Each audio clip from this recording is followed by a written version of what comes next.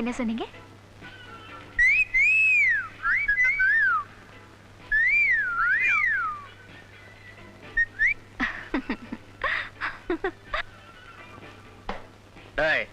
அந்த பொண்ணை நான் தொட்டு காட்டுறேன். என்ன சொல்றேன்? நிச்சயமா உன்னால முடியாது. சேலஞ்ச். சேலஞ்ச். 5 ரூபா தரேன். 50 ரூபா தரேன். 100 ரூபா தரேன். பார், முடிச்சு காட்டுறேன்.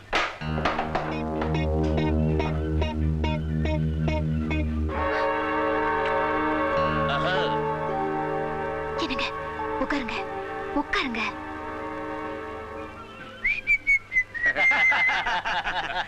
நீ என்னடா பெருசா கிழிச்சிட்ட? நான் அந்த பொண்ணோட கண்ணத்திய கிள்ளிட்டு வர பாக்குறியாடா? என்ன பெட்டு கட்டுற? 50 ரூபா வைக்கிறேன். அதே 100 ரூபா. 150 எடுத்து வை.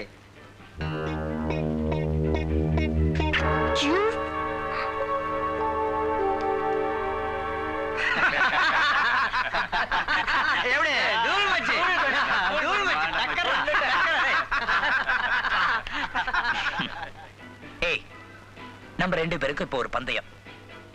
அந்த 4 பேரையும் நான் சாத்திட்டு வரேன். அப்படி நான் சாத்திட்டு வந்தேன்னா இப்போ எனக்கு நீ இவ்வளோ கிஸ் கொடுக்கணும். ஓகே?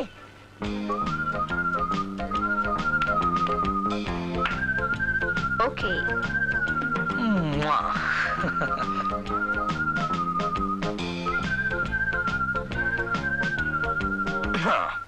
பெட்ல இருந்து பின் வாங்க மாட்டிய?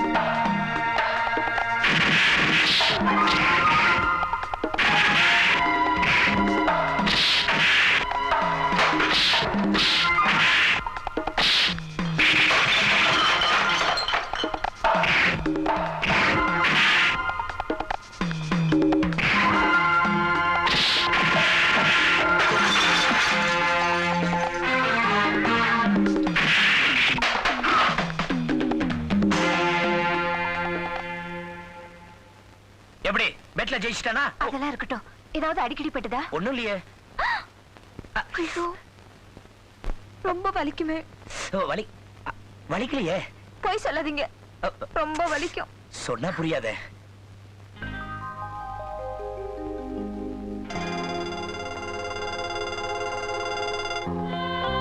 லதா, என்னது? உங்களுக்கு எவ்வளவு வலி இருக்கும்னு தெரிஞ்சுக்கிறதுக்கு தான் நான் அப்படி செஞ்சேன்.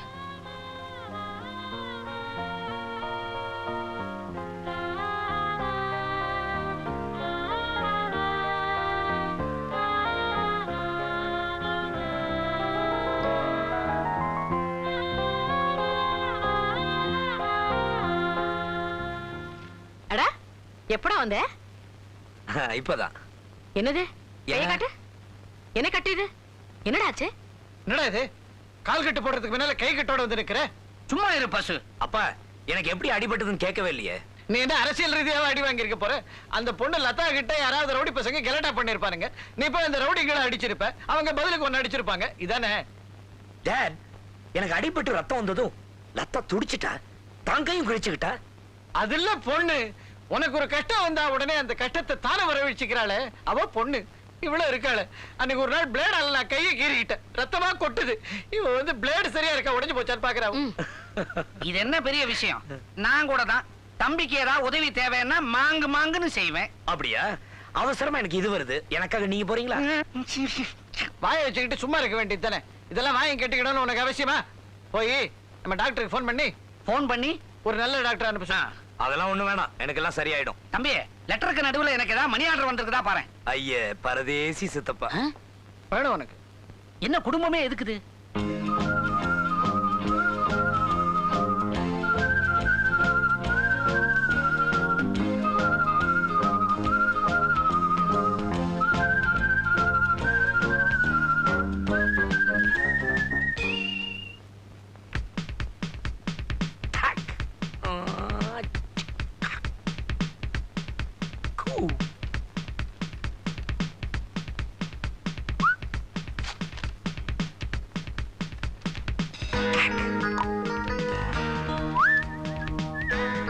அன்புள்ள எங்கள் ஆனந்த், என் போல் எத்தனையோ இதயங்களை ஏங்க வைத்த நீங்கள் ஒருத்தியிடம் உங்கள் இதயத்தை பறிகொடுத்ததை பத்திரிகை மூலமாக தெரிந்து கொண்டேன். மகிழ்ச்சி.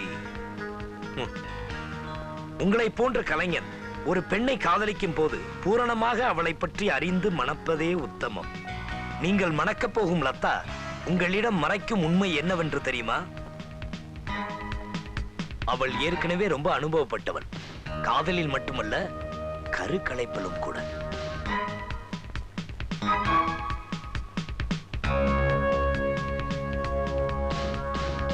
லதா வீட்டின் பக்கத்தில் வீட்டில் குடியிருந்த வாசு பீத்தாம்பரத்துக்கும் அவளுக்கும் தொடர்பு இருந்தது. அதனால் லதா கருவுற்றாள்.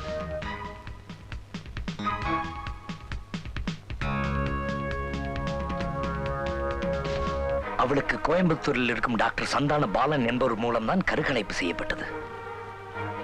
கருவுக்கு காரணமான வாசு பீத்தாம்பரம் தற்போது சேலத்தில் இருக்கிறார்.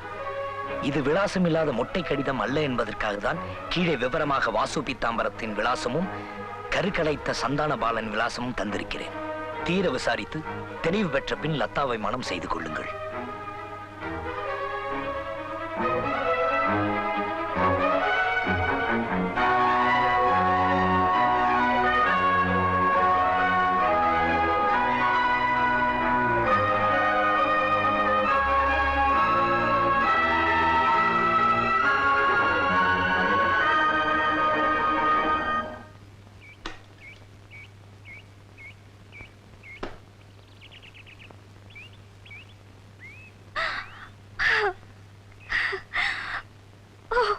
திடீர்னு வந்து நிக்கும், என்னால நம்பவே முடியல.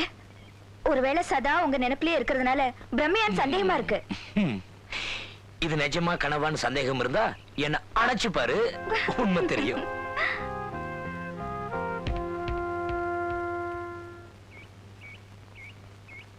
ஓய், இந்த வீட்டுல யார் இருக்கா? ஏன்? இல்ல காலியா இருந்தா நான் குடியிருக்கலாம் பாரு. காலையில இருந்து உன்னையே பார்த்துட்டு இருக்கலாம்.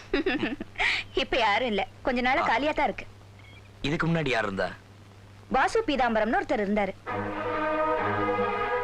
இங்க அவர் இருந்தப்ப ரொம்ப கலகலப்பா இருக்கும். உங்களை மாதிரியே தான் எப்பவும் ஜாலியா இருப்பாரு.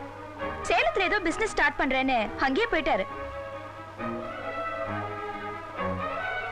இப்போ சேலத்துல தான் இருக்காரா? ஆமா, எனக்கு அவரை ரொம்ப பிடிக்கும். Very nice man.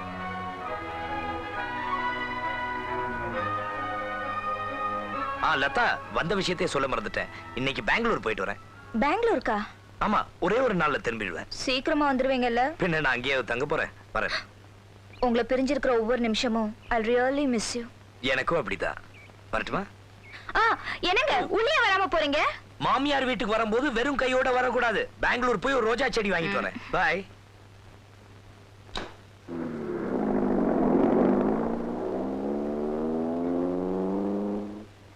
மாமா, உங்களை பார்க்க யாரோ வந்திருக்காங்க.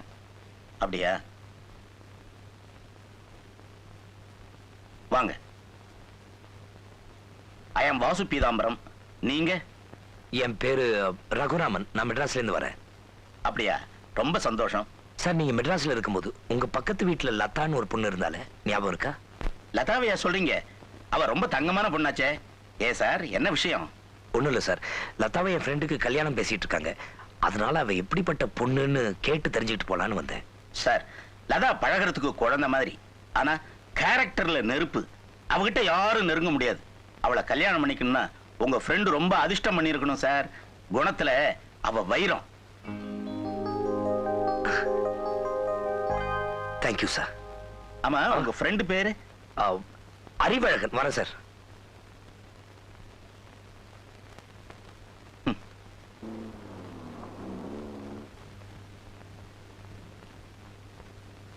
டாக்டர், நான் கேட்கறேன்னு தப்பா நினைக்காதீங்க. உங்க சர்வீஸ்ல நீங்க அபார்ஷன் செஞ்சதே இல்லையா? சாரி சார், அந்த பாவத்தை இப்ப நான் செய்யறது இல்ல. சட்டப்படி அபார்ஷன் பண்றது தப்பு இல்லைன்னு ஆயிடுச்சு. இதுல என்ன பாவம்? அப்படி இல்ல சார், கல்யாணமாகி நிறைய குழந்தைய பெத்துக்கிட்டவங்க அபார்ஷன் பண்ணிக்கிறதுல தப்பு இல்ல. கல்யாணமாகாதவங்க செஞ்சாதான் அது கொலை குத்தத்துக்கு சமம். அதனாலதான் நான் இந்த முடிவுக்கு வந்தேன். நீங்க எப்படி ஒரு முடிவு எடுக்கிறதுக்கு ஏதாவது காரணம் இருக்கா? ஜஸ்ட் தெரிஞ்சுக்கலாம் தான். எனக்கு வேண்டியவங்க பொண்ணுன்னு லதான்னு பேரு. லதாவா? ஆமா சார், லதாவோட தோழி ஒருத்தி எவங்கிட்டே ஏமாந்து கர்ப்பம் ஆயிட்டா. லதா தான் அவளை இங்க கருக்கலை பூசி அடைச்சிட்டு வந்தா. நான் தான் ஆப்ரேட் பண்ணேன். மறுநாளே அந்த பொண்ணு செத்துட்டா. அன்னையில இருந்து அபார்ஷன் செய்யறது இல்லைன்னு நான் சத்தியம் பண்ணிட்டேன். அப்போ நீங்க அபார்ஷன் பண்ணது லதாவுக்கு இல்லையா? அவளை பத்தி தப்பா நினைக்கிறதே ரொம்ப பாவம். ஆமா, லதாவை பத்தி திரும்ப திரும்ப கேக்குறீங்களே, நீங்க யாரு? என் பேரு ராஜேந்திரன். என் ஃப்ரெண்டு தான் லதாவை கல்யாணம் பண்ணிக்க போறான். அப்படியா? உங்க ஃப்ரெண்ட் ரொம்ப அதிர்ஷ்டசாலி. லதா மாதிரி ஒரு பொண்ணு கிடைக்கணும்னா really he is very lucky sir. Thank you doctor.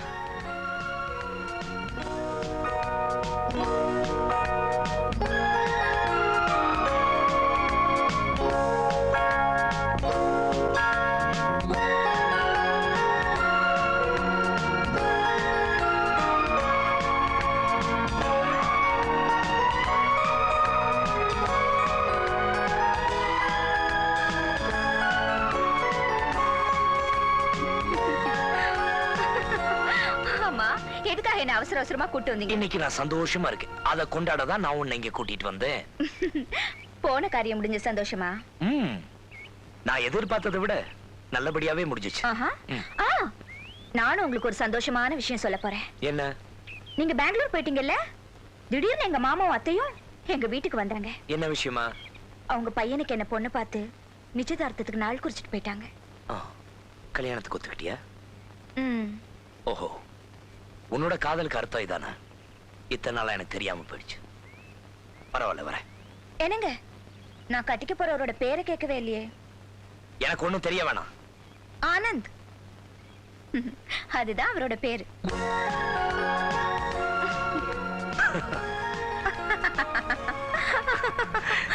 ஐயோ, சரியான மண்டு நீங்க. நான் மாமா அத்தைன்னு சொன்னது உங்க அப்பா அம்மாவை தான். அப்படியா? ஐயோ. ஆவ்.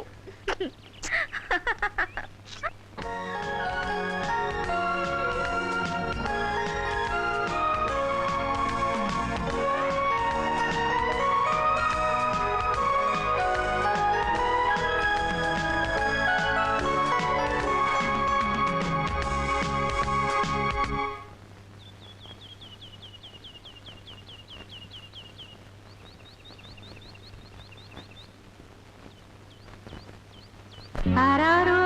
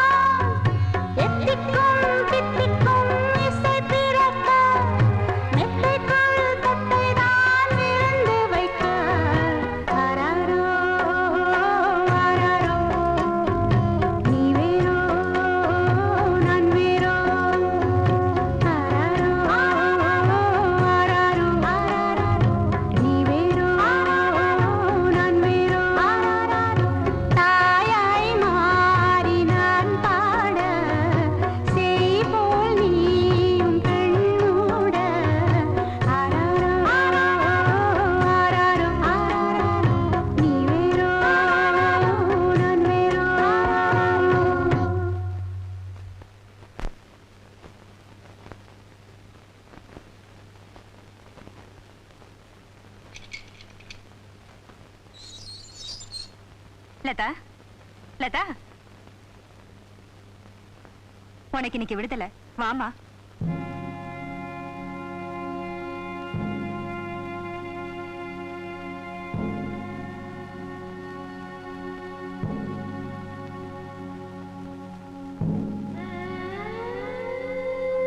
போமா, இந்த ரூம்ல ட்ரெஸ் மாத்திக்க.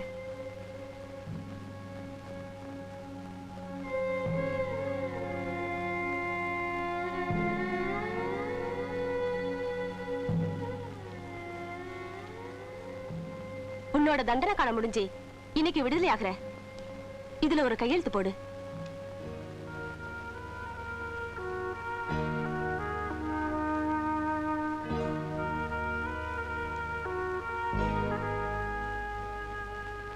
இதெல்லாம் எடுத்துட்டு போமா.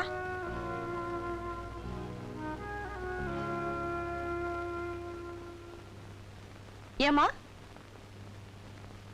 உன் தாலிய மறந்துட்டு போறியம்மா.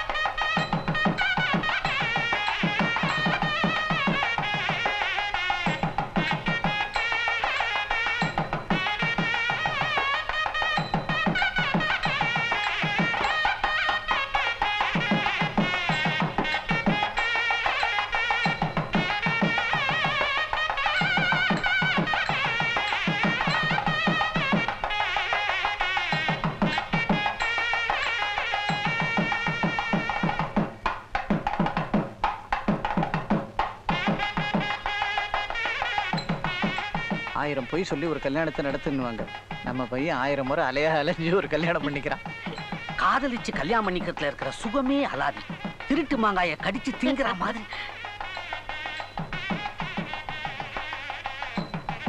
வாங்கண்ணா வாங்க, சரியான நேரத்துக்கு வந்துட்டீங்க. சௌக்கியமா? சௌக்கியம்தாம்மா. ஜானகி, நீ சொல்லலைனாலும் நான் வராம இருந்துருவேனா? வாங்க அங்கிள், நீங்க வந்ததுல எனக்கு ரொம்ப சந்தோஷம். உட்காருங்க. லதா, உனக்கு கல்யாண பேச்சு நடக்குதுன்னு எனக்கு முன்னமே தெரியும். ஆனா அது இவ்வளவு சீக்கிரம் நடக்கும்னு நான் நினைக்கல. எப்படி தெரிஞ்சது அங்கிள்? நீ மறைச்சாலும் உண்மை தெரியாம போகாதுமா. 10 நாளைக்கு முன்னால ரகுராமன் ஒருத்தர் வந்து நீ யாரு, என்ன, எப்படிப்பட்டவ, நல்லவளா கெட்டவளான்னு விசாரிச்சாரு. அவர் ஃப்ரெண்டு தான் உன்னை கல்யாணம் பண்ணிக்க போறதா சொன்னாரு. அந்த மாப்பிள்ளை பேர் கூட ஏதோ சொன்னாரே. ஆமா, மாப்பிள்ளை எங்கம்மா? நான் பார்க்கணுமே. ஆனந்த், இவர்தான் மாப்பிள்ளை.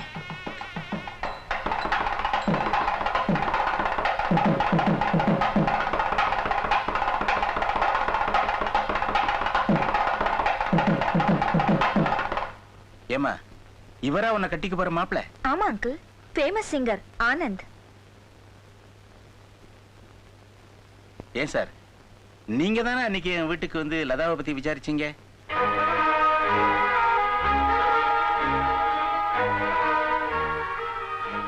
அதனால ஒன்றும் தப்பு இல்லம்மா. நிச்சயார்த்தம் நடக்கிறதுக்கு முன்னால பொண்ணை பத்தி 4 இடத்துல விசாரிக்கத்தான் செய்வாங்க. அதுதான் சம்பிரதாயம். என்ன சார், ஏதோ 3வது மனுஷன் மாதிரி வந்துட்டு போயிட்டீங்களே. நீங்க தான் லதாவை கல்யாணம் பண்ணிக்க போறவன்னு தெரிஞ்சிருந்தா ஒரு பெரிய விருந்தே கொடுத்து நினைச்சிருப்பேன் சார். லதா என் பொண்ணு மாதிரி சார்.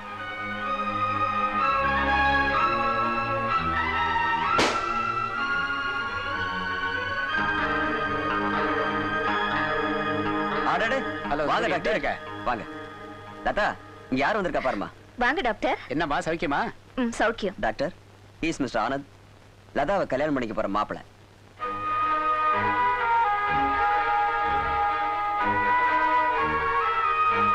இவரா மாப்பிள? என்ன டாக்டர், உங்களுக்கு இந்த ரகுராமனை தெரியுமா? இவர் ரகுராமன் இல்லம்மா, ராஜேந்திரன். லதா, காலாகாலத்துல ஒரு குழந்தையை பெத்துக்க, அதுவும் ஏன் நர்சிங் ஹோம்லயே பெத்துக்க. அப்பதான் உன்னை பத்தின தப்பான வதந்தி எல்லாம் மறையும். லதா பேர்ல தப்பான வதந்தியா? சாருக்கு யாரோ தப்பா நியூஸ் கொடுத்திருக்காங்க.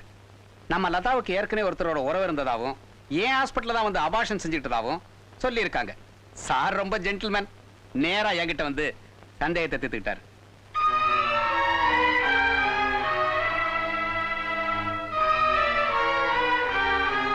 டைம் ஆயிடுத்து, முகூர்த்த பத்திரிகை எழுத ஆரம்பிக்கலாமா?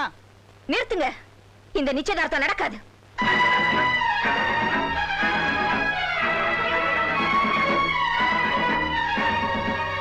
பெங்களூர் போறேன்னு என்கிட்ட போய் சொல்லிட்டு சேலத்துக்கு போய் இவரை சந்திச்சது உண்மையா இல்லையா? கல்யாணத்துக்கு முன்னால நான் நல்லவளா கெட்டவளான்னு தெரிஞ்சுக்கிறதுக்கு போனீங்க இல்லையா? டாக்டரை சந்திச்சு எனக்கு அபார்ஷன் ஆயிடுச்சான்னு கேட்டிருக்கீங்க.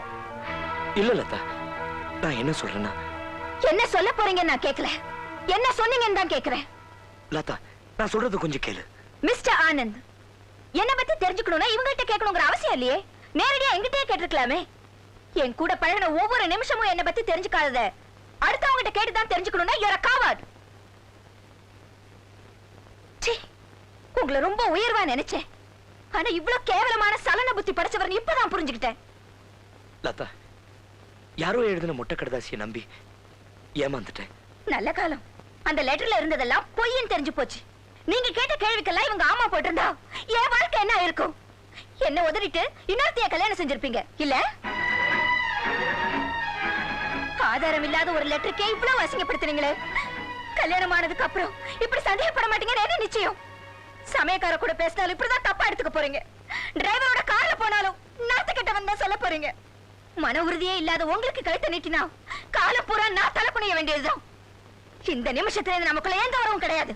லதா, ஆத்திரப்படாதம்மா, நான் சொல்றத கொஞ்சம் கேளு. எனக்கு யாருடைய சமாதானமும் தேவையில்லை. என் மேல சந்தேகம் வந்ததுக்கு அப்புறம் உங்க மகனோட வாழ்க்கை நடத்த என் தன்மான இடம் கொடுக்கல. அவர் பேர்ல எனக்கு நம்பிக்கை இல்ல. எனக்கு இந்த நிச்சயதார்த்தம் வேண்டாம். தயவு பண்ணி இங்க இருந்து போயிடுங்க, போயிடுங்க.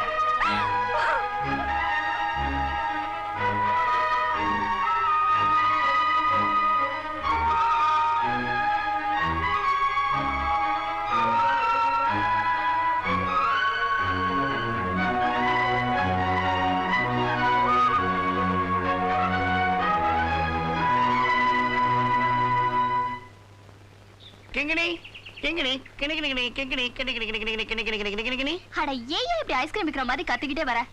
என்னம்மா பண்ண சொல்ற? எல்லாம் உன் மேல ஒரு காதல் தான். என் காதல் தெய்வத்தை மணி அடிச்சு கூப்பிடுறேன், இது தப்பா? காதலா? ஓ மூஞ்சிக்கு காதல் ஒரு கேடா? இங்கதான் நீ தப்பு பண்ற. ஒரு பொண்ண ஒரு ஆண் காதலிக்கிறதுக்கு மூஞ்சி மட்டும் இருந்தா போறாது, வேற ரெண்டு விஷயங்கள் வேணும். ஒண்ணு நெஞ்சு, இன்னொன்னு முயற்சி. யோ, உன்னை காதலன்னு சொல்லிக்கிற அளவுக்கு உனக்கு என்னையா தகுதி இருக்கு? என்ன கல்யாணம் படிக்கிறவன் நல்ல புத்திசாலியா இருக்கணும்னு ஆசைப்படுற. இதுக்கு என்ன சொல்ற நீ? வேற என்ன சொல்ல முடியும்? நீ கரெக்டான இடத்துக்கு தான் வந்திருக்கிற. என்ன விட ஒரு அறிவு ஜீவி இந்த உலகத்துல ஒரு கிடைக்குமா? ஆமா, சும்மா எனக்கு அறிவு இருக்கான்னு கேட்டுட்டு இருக்கிறிய, உனக்கு அறிவு இருக்கான்னு நான் டெஸ்ட் பண்ணட்டுமா? சேலஞ்ச். சேலஞ்ச். நல்லா கவனி. உயிருக்கு உயிரா நேசிக்கிற ரெண்டு காதலர்கள் பிக்னிக் போயிட்டு இருந்தாங்க. திடீர்னு அந்த காதலனை பார்த்து, கண்ணே எனக்கு இமிடியட்டா ஒரு பழம் வேணும்ட்டான். பாவம், பழம் வாங்கணும்னா அந்த காதலன் கிட்டத்தட்ட 10 மைல் ஓடி ஆகணும், அங்கதான் கடை இருக்குது. ஆனா அவன் தயங்கலையே, அந்த காதலிக்காக ஓடினான் பழக்கடையின் வாசலுக்கே ஓடினான். ஆனா அங்க போன அப்புறம் தான் அந்த மடையனுக்கு தெரிய வந்தது, அவகிட்ட என்ன பழம் கேட்க மறந்துட்டான். யோசிச்சு பார், பழம் வாங்காம அவனால திரும்பி போக முடியாது. 10 மைல் ஓடி வந்திருக்கான். இந்த நிலைமையில அந்த காதலன் என்ன வாங்கி இருப்பான் தெரியலையே. 10 மைல் ஓடி வந்திருக்கானே, மூச்சு வாங்கி இருப்பான்.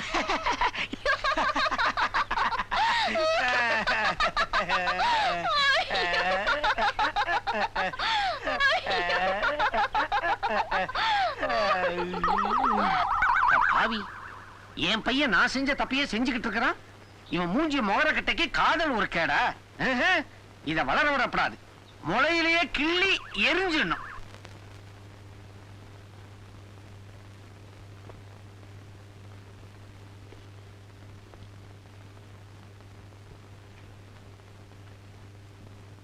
லதா, லதா, லதா. மிஸ்டர் ஆனந்த், உங்களுக்கு கொஞ்சம் கூட மரியாதை தெரியாது? நாங்கெல்லாம் மதிப்பு மரியாதையோட வாழறவங்க. கல்யாண வயசுல எனக்கு ஒரு தங்கச்சி இருக்கிறப்போ இப்படி நின்னு லதா லதான்னு கூப்பிட்டா பாக்குறவங்க என்ன நினைப்பாங்க? What you want? லதா கூட கொஞ்சம் பேசணும். லதா உங்களோட பேச விரும்பல. ஏன் சார் வீணா தொந்தரவு பண்றீங்க? வேற எவ விட்டு கதவை தட்டுங்க. இது சம்சார் இருக்கிற வீடு. ப்ளீஸ் நீங்க போலாம்.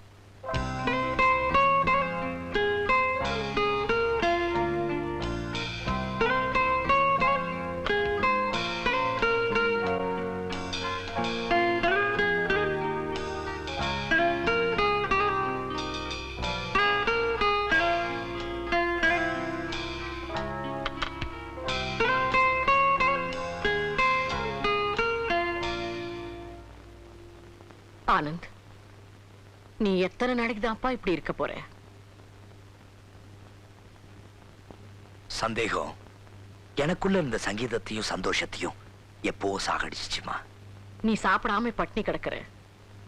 உனக்காக உங்க அப்பாவும் நானும் பச்சை தண்ணி கூட குடிக்காம வேதனைப்பட்டுக்கிட்டு இருக்கோம். பாப்பா, வாழ்ந்து அனுபவிச்ச நீங்க ஒரு 5 நிமிஷம் அப்பாவை காணணும்னா என்ன தவிக்கிறீங்க? நீங்க கோயிலுக்கு போயிட்டு வர்றதுக்கு கொஞ்சம் லேட் ஆச்சுன்னா அப்பா என்ன துடிச்சிடறாரு. அப்படி இருக்கிறப்போ நாங்க வாழ வேண்டிய வயசுல வாழ முடியாம போயிட்டோமே. லதாவை பிரிஞ்சு எப்படிமா என்னால சந்தோஷமா இருக்க முடியும்? நான் செஞ்ச ஒரு சின்ன தப்பு எங்களுக்குள்ள எவ்வளவு பெரிய இடைவெளி ஏற்படுத்திடுச்சு பாத்தீங்களா? வேதனைப்பட்டு ஆக போறது ஒண்ணுமில்ல. வந்து என் கையால ஒரு பிடி சாப்பிடுப்பா. உன் கையால நான் சாப்பிட ஆசைப்படுறது ஒரே ஒரு துளி விஷம் தாமா. அதை கொடுங்க, நான் சாப்பிடுறேன். லதாவோட வாழ்ந்த வாழ்க்கையை நினைச்சுக்கிட்டு என் கடைசி அத்தியாயத்தை சாவால முடிச்சுக்கிறேமா. அப்படியெல்லாம் சொல்லாதப்பா. ஆத்திரப்பட்டுட்டாலே தவிர அவ மனசுல மட்டும் இந்த வருத்தம் இல்லாமலா போயிடும். 2-3 நாள்ல எல்லாம் சரியாயிடும். வாப்பா. அம்மா, வா. என்னை கொஞ்சம் தனியா விட்டுருங்க ப்ளீஸ்.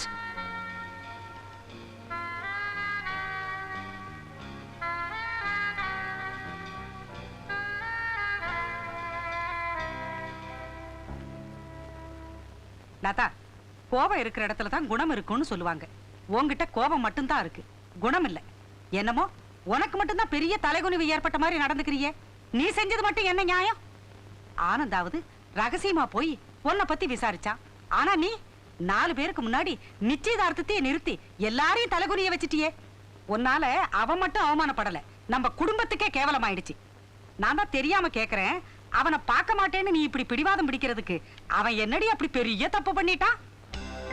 இந்த பாரு, நடந்ததை மறந்துட்டு அவனை பார்த்து பேசி கல்யாணத்துக்கு ஒத்துக்க. இல்லைன்னா இவ்வளவு அசிங்கத்துக்கு அப்புறம் உன்னை கட்டிக்க ஒருத்தம் கூட கிட்ட வர மாட்டான்.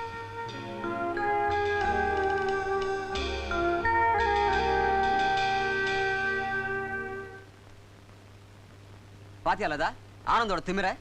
யாரோ மீனான்னு ஒரு பொண்ணை கல்யாணம் பண்ணிக்க போறானா. பத்திரிக்கை அனுப்பிச்சிருக்கான். இத பார்.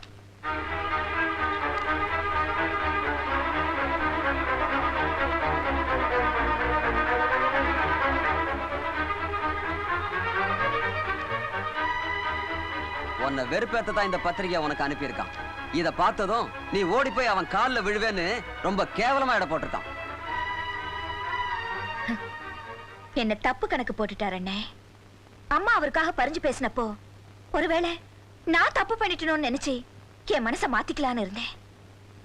சரியான நேரத்துல இந்த பத்திரிக்கை வந்து அவர் எப்பேற்பட்டவர் புரிய வச்சிருச்சு. இப்ப என்ன செய்ய போற? அழுதுகிட்டு மூலையில உட்கார மாட்டேன். இப்ப நான் யாருன்னு அவருக்கு புரிய வைக்கணும்.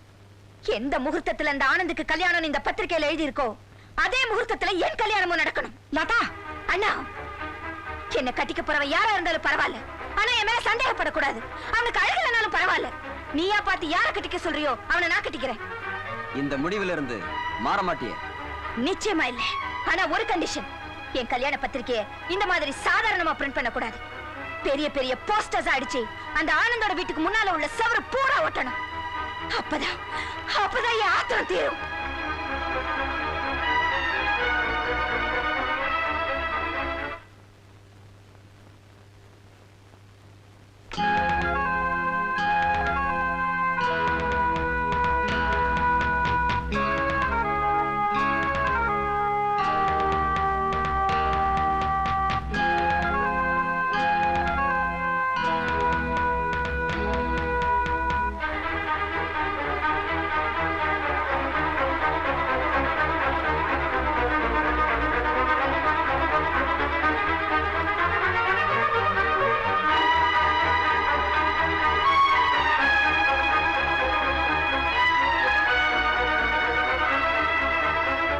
கல்யாணத்துக்கு முன்னால நான் நல்லவளா கெட்டவளான்னு தெரிஞ்சுக்கிறதுக்கு போனீங்க இல்லையா? மன உறுதியே இல்லாத உங்களுக்கு கழுத்தை நீட்டினா காலம் பூரா நான் தலை குனிய வேண்டியதுதான். அம்மா, அத பாத்தீங்களா? அந்த போஸ்டர் பாத்தியம்மா? என்னம்மா பேசாம இருக்கீங்க? ஆனந்த், ஒரு பொண்ணுக்கு இவ்வளவு நெஞ்செழுத்தம் கூடாது. அம்மா, அவளை ஒரு தடவை பார்த்து பேசுனீன்னா கண்டிப்பா மனசு மாறிடுவா. எனக்கு நம்பிக்கை இருக்கு. தயவு செய்து எனக்காக போய் லதா பார்த்துட்டு வா ப்ளீஸ். உன்னை கையெடுத்து கும்புறம்மா, உங்க காலில் வேணாம். போயிட்டு வரேன்ப்பா. உனக்காக நான் போய் அவளை கேட்டுட்டு வரேன்.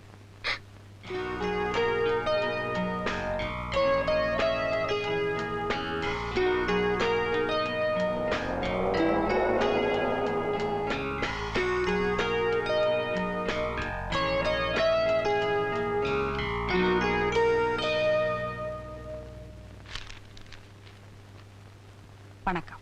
வாங்க உட்காருங்க. நீங்க கொஞ்சம் உங்க மகளுக்கு எடுத்து சொல்லக்கூடாதா? சொல்லாம இல்ல, சொன்னேன். அவ என்ன சொன்னா? உடைஞ்சது இனி ஒட்டாதுன்னு சொல்லிட்டா. என் புள்ள ஏதோ தெரியாம செஞ்சிட்டான், அதுக்காக இப்படி தண்டிக்கிறது நியாயமா? மன்னிப்பு கேட்க வந்தவன தயவு தாட்சண்யம் இல்லாம லதா பார்க்க மறுத்துட்டாளாமே. அவனுக்காக நான் உங்க பொண்ணு கால்ல விழ தயாரா இருக்கேன்.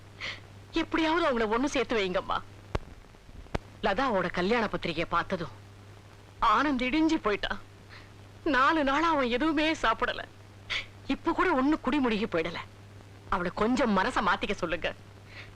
என் மகனுக்காக மடிப்பிச்ச கேக்குறேம்மா. உங்க மகனுக்காக நான் அவகிட்ட பேசாத நாளே கிடையாது. ஆனா அவ பேசுற பேச்சு எனக்கே மன கஷ்டமா இருக்கு. ஏமா, எந்த முகத்தை வச்சுட்டு இங்க வந்திருக்கீங்க? இத பாத்தீங்களா?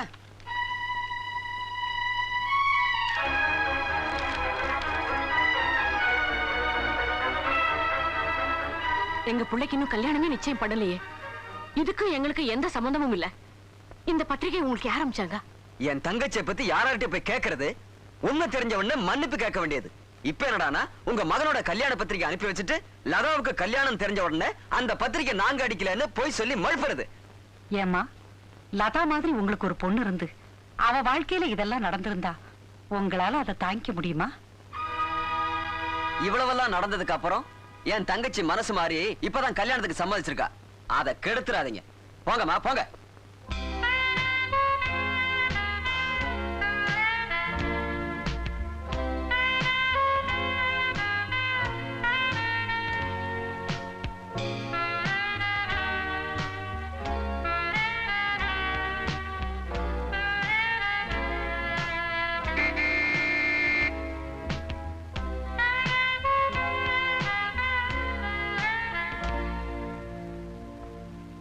அம்மா, லதாவை பார்த்துட்டியா? சமாதானப்படுத்திட்டியா? ஓ சிரிப்புல இருந்தே நீ நல்ல செய்தியா தான் சொல்ல போறேன்னு எனக்கு புரிஞ்சு போச்சு. லதா என்னம்மா சொன்னா? முதல்ல நீ சாப்பிடு, அப்புறமா நான் சொல்றேன். இல்ல, நீ முதல்ல சொல்லு, அதுக்கப்புறம் நான் சாப்பிடுறேன். லதா சரின்னு சொல்லிட்டாளா? நீ சாப்பிட்டாதான் நான் சொல்லுவேன். வா சாப்பிடு. என்னம்மா வம்பு பண்ற? நீ சொல்லுமா, நான் கேட்டுக்கிட்டே சாப்பிடுறேன். கேட்டுக்கிட்டே சாப்பிட்டா கஷ்டம். எதை முழுங்குறதுன்னு தெரியாம திண்டாடுவேன். சாப்பிடு, சொல்றேன்.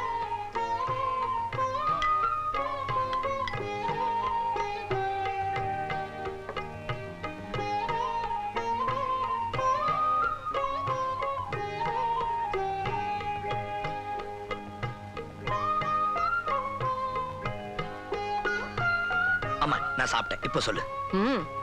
4-5 நாளா நீ சாப்பிடவே இல்ல. நீ எவ்வளவு சாப்பிடுவேன்னு எனக்கு தெரியும். இன்னும் கொஞ்சம் சாப்பிடு, நான் அப்புறம் சொல்றேன். என்ன மணி?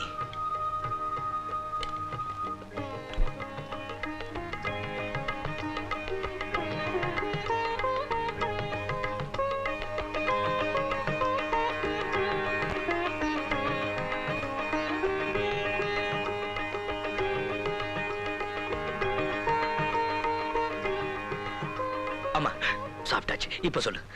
போய் கை கழுவு.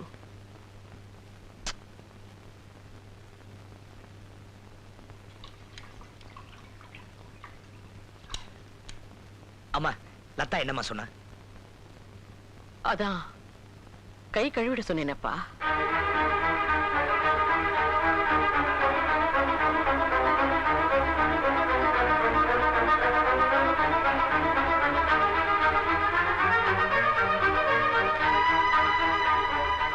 என்னம்மா சொல்ற?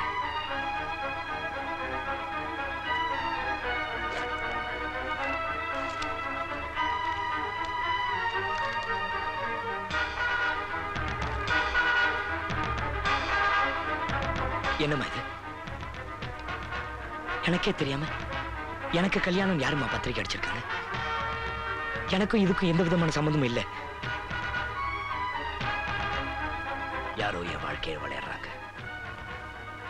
அது மனுஷனா தெய்வமானதான் தெரியல. ஓம் அக்னியே ஸ்வாஹா அக்னி தமேமாம் பிரம்மணே ஸ்வாஹா பிரம்மம் தமேமாம் உபங்கணே ஸ்வாஹா உபந்தமேமாம் ஓம் துர்வந்தே ராஜா வர்ணோ துர்வந்தே யோ பிரகஸ்பதிகே துர்வந்த இந்திரஸ்தாம் பிரணாயாத்ரயாம் துருவாம் சர்வமங்களமாங்கல்யே சிவே சர்வார்த்த சாதகே சரண்யே திரியம்பகே தேவி நாராயணி நமோஸ்துதே.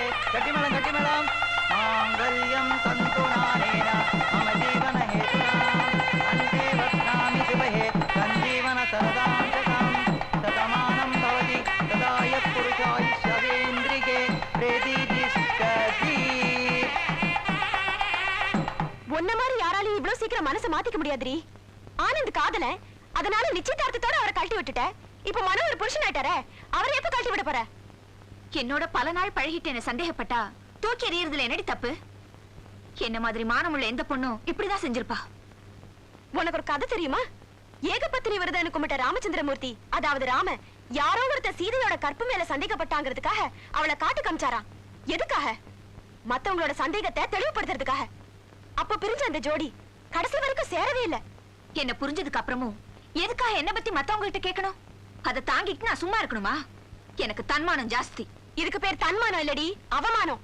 நீ ஆனந்த காதலிக்கிறப்போ என்ன நடுவுல வச்சு எப்படி எல்லாம் விளையாடுன, என்னெல்லாம் டெஸ்ட் வச்ச. அப்ப நானும் அவரோ உன்னை டீஸ் பண்ணமா, இல்ல உன்ன மாதிரி அவசரப்பட்டு தூக்கி எறிஞ்சிட்டோமா?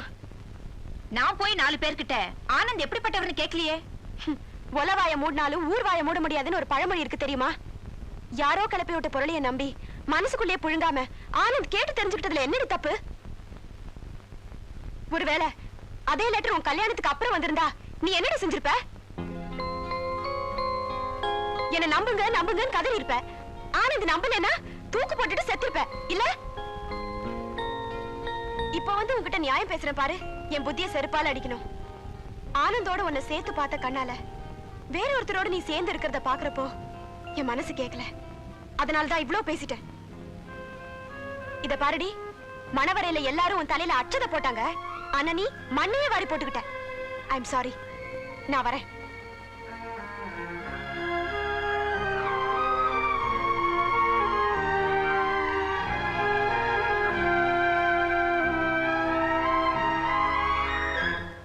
மனோ, உன்கிட்ட கத்துக்க வேண்டியது நிறைய இருக்குப்பா.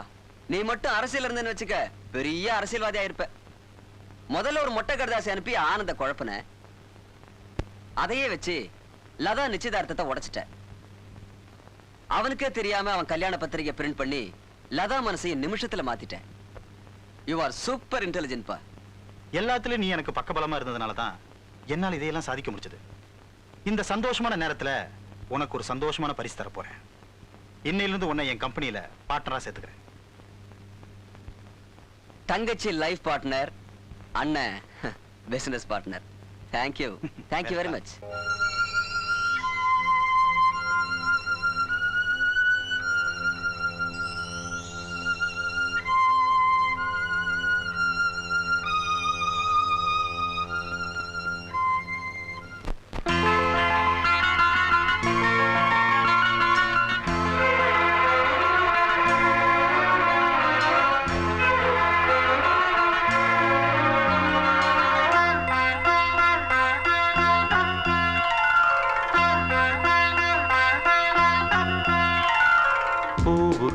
பூவாலே மஞ்சம் ஒன்று, பொன்னுக்கு பொன்னான நெஞ்சம் இன்று. பூவுக்கு பூவாலே மஞ்சம் ஒன்று, பொண்ணுக்கு பொன்னான நெஞ்சம் இன்று கலங்குதே மயங்குதே காதல் வாடுதே பூவுக்கு பூவாலே மஞ்சம் ஒன்று பொண்ணுக்கு பொன்னான நெஞ்சம் இன்று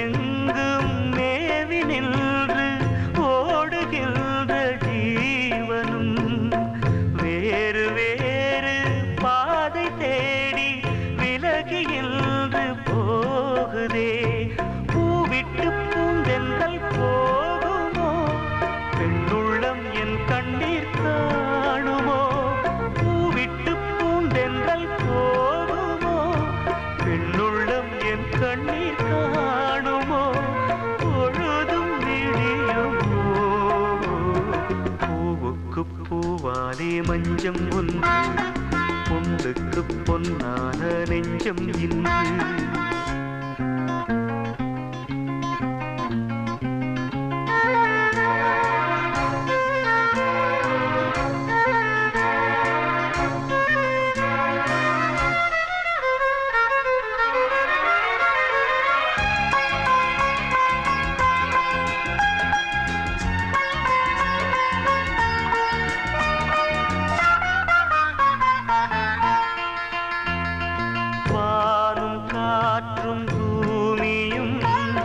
வடிவம் கூட மாறலாம் நீயும் நானும் பாடிய நினைவு மாறக்கூடுமோ தேவி பேரை பாடும் நாவும் வேறு பாடல் பாடுமோ ஆவி என்று கலந்த ஜோதி பாதை மாறக்கூடுமோ ஆனந்தம் என் வீட்டை மறந்தது அழுது விழிகள் கரைந்தது ஆனந்தம் என் வீட்டை மறந்தது அழுது விழிகள் கரைந்தது அவளின் நினைவிலேனோ பூவுக்கு பூவாலே மஞ்சம் ஒன்று பொண்ணுக்கு பொன்னான நெஞ்சம் இன்று பூவுக்கு பூவாலே மஞ்சம் ஒன்று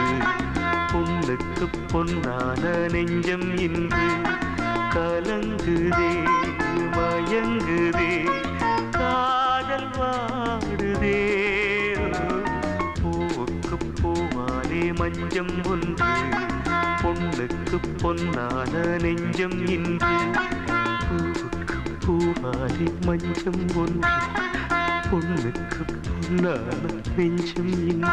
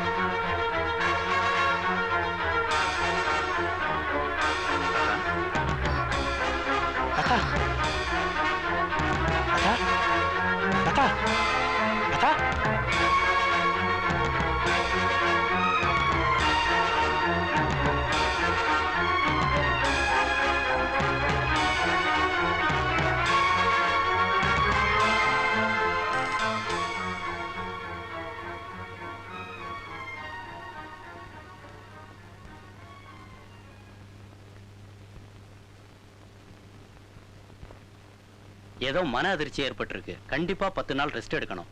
உணர்ச்சி வசப்படாம பாத்துக்கங்க. இந்தாங்க, இந்த மருந்தை வாங்கி கொடுங்க. சீக்கிரமாவே குணமாயிடும். வர்றேன்.